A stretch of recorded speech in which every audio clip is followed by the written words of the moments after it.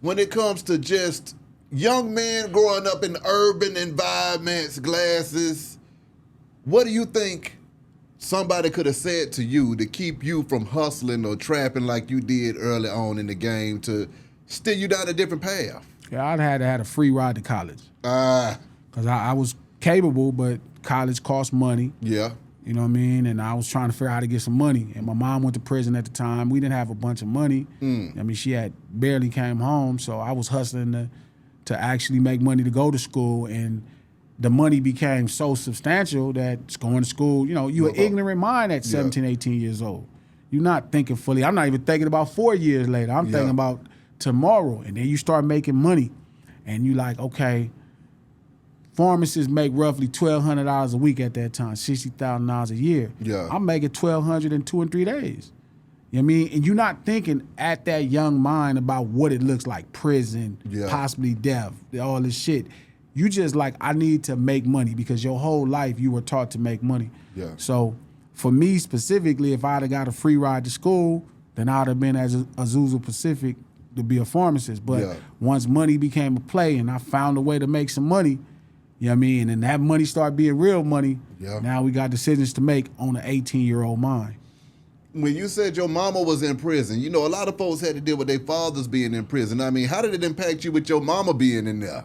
You know what? I don't know if I could tell you it's different. Yeah. But I would, for years, I didn't think it impacted me, but I guess it did because my mom made sure I never experienced any hardships. You know what I mean? My mom and my dad, you know, broke up when I was younger, and my dad was a dope dad, but my mom made sure every day of my life I didn't feel any stress. Yeah. And when stress, you know, when you're a kid, you don't really care about much of shit, but once you start getting 14, 15, 16, you start seeing, you know, even just to be appealing to girls, what kind of clothes you wearing, how much money you making, you got a car, all these things start, you know, they start to come into play where money start mattering. Yeah. And now that's when the decisions get crazy. Facts. You know, the desire to be cool or the desire to earn start mattering at that time. So it definitely created a space to where, you know, my immature mind was able to go out and solve a problem as much as I could solve it, not knowing I was creating a greater one. How did that impact you and her relationship though, man? Nothing at all. I always respected her. Okay. You know what I mean? I always probably over respect. I saw an Instagram video where it was a lady on drugs and she was high and she was sitting with her young son and maybe her 10-year-old son was slapping her in the face and was screaming at her because, you know, he was so upset and he was throwing a tantrum. And I don't give a fuck what your mama do. You don't got no motherfucking business putting your hands on your fucking mama. Exactly. So maybe it strengthened that because my mom is like, I love her and I know what she did it for us. Yeah. I could have some critical assessments and be like, you could have did with less, but she didn't want us growing up without shit. So she did what she did. So it made me respect mothers a lot more than I ever did. Your perspective on the rap game when you first got in there versus where you at right now, man. I mean, was it everything that you thought it would be? Did it turn out to be a little bit more wilder, or was it just a day-by-day situation? So when I first got into it, I thought everybody was me. And I realized some of these niggas is really dope-ass artists. These are really talented person. They may not be the greatest gang member in the world or the greatest D-boy, but these niggas are spectacular poets and shit. And who you are in the streets don't matter. Yeah. You know what I mean? You actually got to be good at this shit. So that was something that I realized was hella different. Okay, then. Maybe people who I looked at as a little bit more like they was bullshit, they were just misunderstood. Like somebody like DJ Quik, I thought he was just wild, but I think he's just frustrated. You know, somebody like Snoop, who I looked at as right around the corner, is really some kind of magnificent other. Yeah. You know what I mean? Like Snoop is hella personable and you fuck with him, but he really has this different innate quality that's insane. My respect for all of the people that have done it has changed. Because at first I didn't really give a fuck. I didn't respect them as nothing but they just playing the music. But as I got older, I realized these niggas are really brilliant and genius men. This ain't no punk shit. Yeah. So like my respect for what it is has really went through the roof.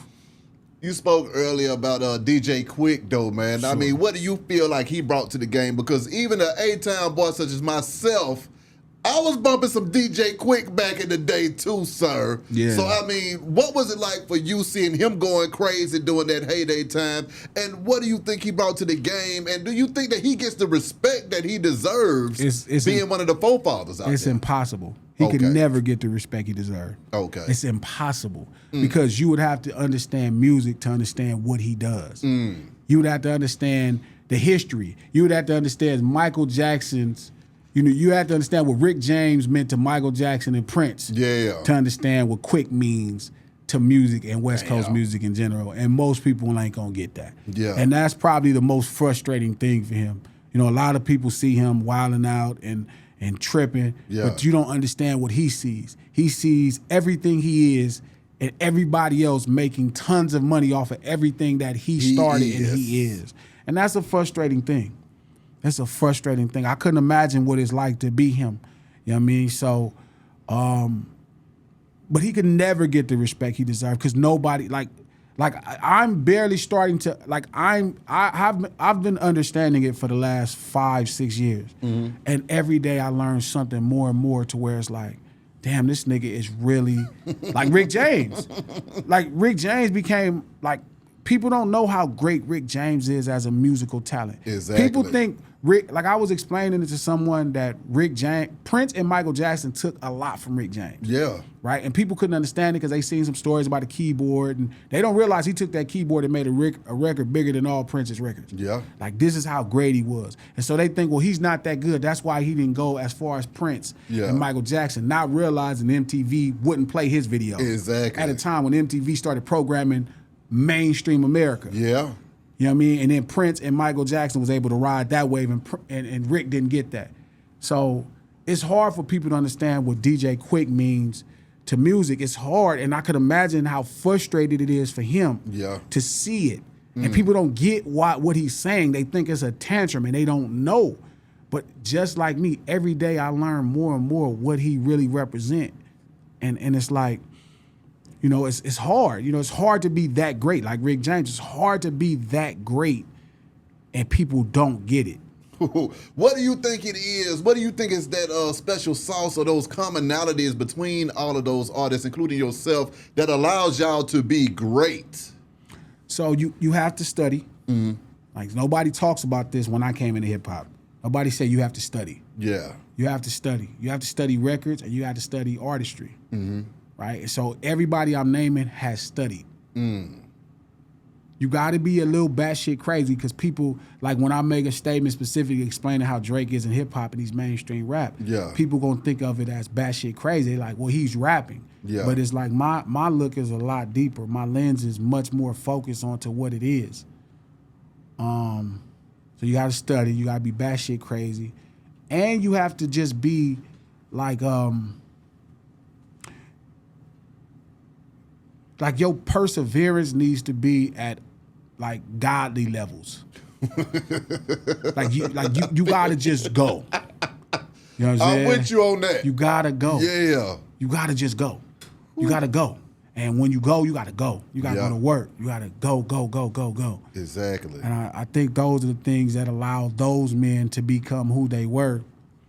And my pursuit at this point to even get close to anything that they've been. Okay, lastly, Glasses, what do you got to tell your fans out there, man? And if somebody's trying to get in contact with you, how the hell can they contact you, sir? TheCribStore.com. Okay, you can send me an email, but I'm everywhere else. You can Google me, but TheCribStore.com. Come buy a vinyl, buy a CD, buy a cassette USB. Come on. You know what I mean? Come fuck with your peoples. What do you think about the future of just digital and hip-hop too, man? Because, I mean, where do you think this stuff is going? Because don't get it fucked up. You can single-handedly bring it back to this. Well, my thing is just fundamentals. Yeah. It's entirely too much, we got to do what everybody's doing today. Yeah. Just go to the fundamentals. Okay. You know what I mean? Tim Duncan, you Hall of Fame. Off the bat, boy. Use the backboard. And everything I'm doing at this point is all fundamentals. Okay. There are some things that I'm about to implement to change the game, but I think it's important that most artists, go back to the fundamentals. T.I. go back to Toomp. Yeah. I agree. You know what I'm saying? Like I've been screaming that. Like Juvie, go back to Manny Fresh. Come on, man. Don't play with it. I mean, Hot Boys get back together. Shit. Snoop, go back to Dre. Go, come on Let's now. keep it all. Let's go back to the fundamentals. Exactly. And let's execute fundamentally and get people back to the space where they remember why they love this. Jeezy and Shorty Red. Let's just take it back to the first day. Come on, man. If it's there. Glad. If it's there. Brother, appreciate you, man. It's an honor, bro. Wish you nothing but the best and much success. Thank you. Be High Radio, Shawty, Glasses, Malone. Holla at y'all in a minute, man. We gone.